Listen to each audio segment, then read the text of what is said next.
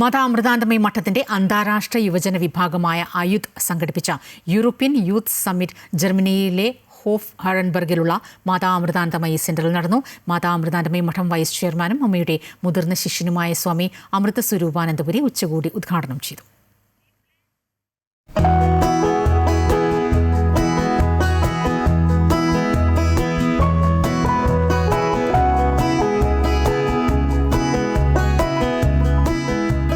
സമാധാനത്തിനും സഹവർത്തിത്വത്തിനുമായി യുവജനങ്ങൾ എന്ന പ്രമേയത്തെ ആസ്പദമാക്കി ജർമ്മനിയിലെ Hoff ഹെറൻബർഗിലുള്ള Mata Amritanandamayi സെന്ററിലാണ് 22ാമത് European youth summit നടന്നത്.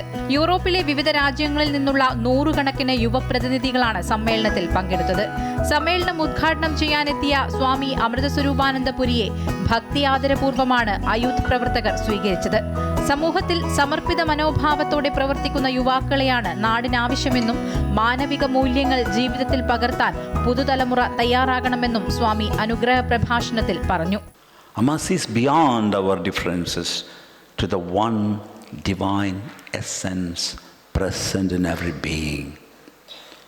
Her very presence inspires and transforms us into better instruments for one humanity.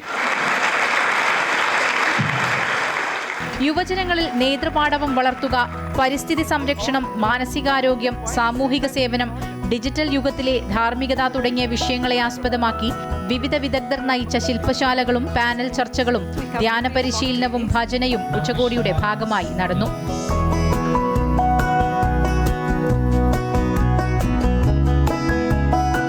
Amriteshwari ജഗദീശ്വരി സുരപൂജിതേ UNESCO പ്രതിനിധി ജലീന സെലനോവിച്ച് ഉൾപ്പെടെയുള്ള പ്രമുഖർ ചർച്ചകൾക്കും ക്ലാസുകൾക്കും നേതൃത്വം നൽകി. മാതാ അമൃതാനന്ദമയി മഠത്തിന്റെ യൂറോപ്യൻ ചുമതല വഹിക്കുന്ന സ്വാമി ശുഭാമൃതാനന്ദപുരി, ഫ്രാൻസ് മഠാധിപതി സ്വാമിനി അമൃതജ്യോതി പ്രാണ തുടങ്ങിയവർ സമ്മിറ്റിന് നേതൃത്വം നൽകി.